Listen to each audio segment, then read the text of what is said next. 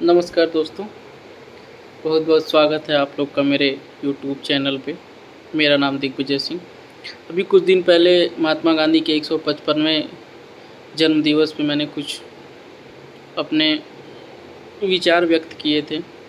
तो उसी सीरीज को आगे बढ़ाते हुए मैं इतिहास में जैसे 714 ईस्वी में प्रथम मुग़ल आक्रमण, प्रथम मुस्लिम इन्वेजर मोहम्मद बिन कासिम जब भारत पर आक्रमण करता है, फिर आप लोग पढ़ते हैं मोहम्मद गौरी का आक्रमण होता है, फिर उसके बाद दिल्ली सल्तनत 1206 से 1526 तक गुलाम वंश, खलजी वंश, फिर 1526 में प्रथम पानीपत का युद्ध होता है, फिर मुग़ल साम्राज्य होता है 1526 से लेके 1707 तक, जब औरंगजेब की मृत्यु हो जाती है औरंगाबाद में।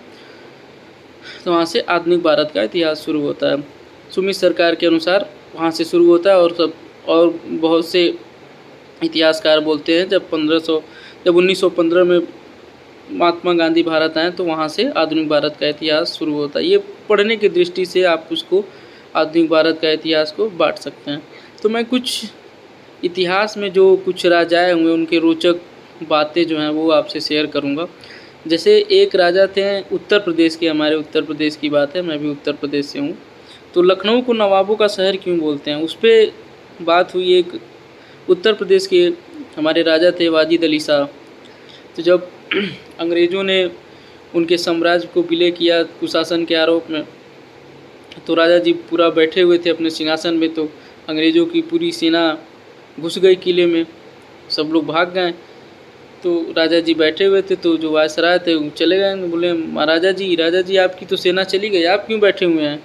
तो राजा जी बोले हम कैसे भागे महाराज, हमको तो जो जूती पहनाता था, जो मेरा सेवक था चप्पल पहनाता था, वो चला गया, तो इसलिए मैं भाग नहीं पाया।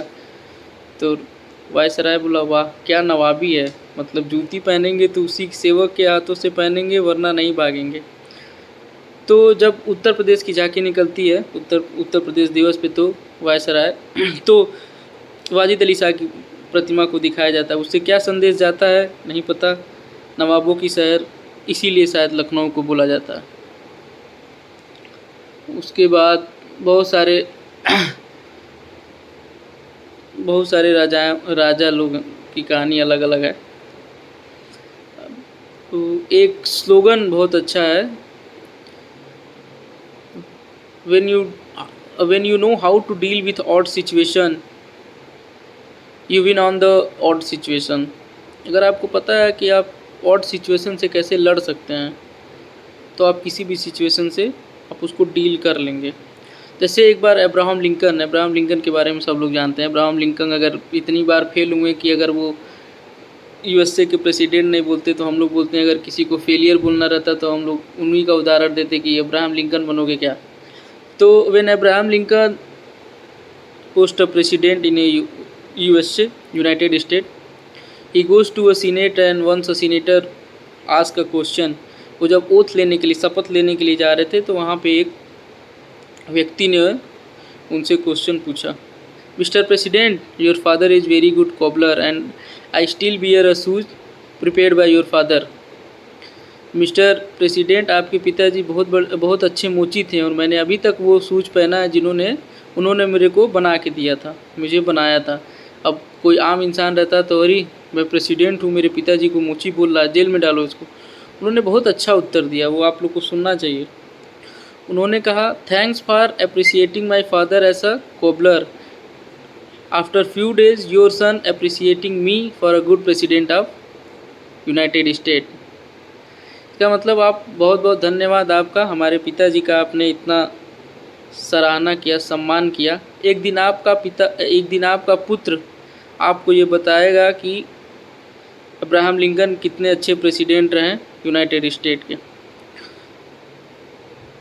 तो ये सारी अच्छी अच्छी बातें हैं। जैसे डॉक्टर भीमराव अम्बेडकर का एक बहुत अच्छा स्लोगन मुझे याद आता है, knowledge is the milk of tigress, one who consume it roar like a lion. Doctor Bhimrao Ambedkar 1956 में एग्नोस्टिक में एग्नोस्टिक हो गए। एग्नोस्टिक मतलब एक होता है एथिस्ट जो आस्तिक, एक होता है एथिस्ट नास्तिक, थीस्ट, आस्तिक और एग्नोस्टिक मतलब जो दोनों को नहीं मानता है, जो भगवान में नहीं मानता है। तो डॉक्टर अंबेडकर की ये बहुत अच्छी लाइन है कि knowledge is the milk of tigress, who consume it roar like a lion. जो ज्ञान है वो शेरनी का दूध है, जो उसको पिएगा वो शेर की तरह दहाड़ेगा। तो आप हर समय कुछ न कुछ पढ़ते रहिए, कुछ किताबें, कुछ उपन्यास। अगर अपने आप अपने मानसिक को, अपने आप को जीवंत रखना है, कुछ न कुछ पढ़ते रहिए। इसी तरह मैं आपको कुछ छोटी-छोटी क्लिप में थोड़ी-थोड़ी जानकारियाँ देता रहूँगा। धन्यवाद। अगर वीडियो अच्छा लगे तो लाइक करें, सब्सक्राइब करें। धन्यवाद। Thanks for watching.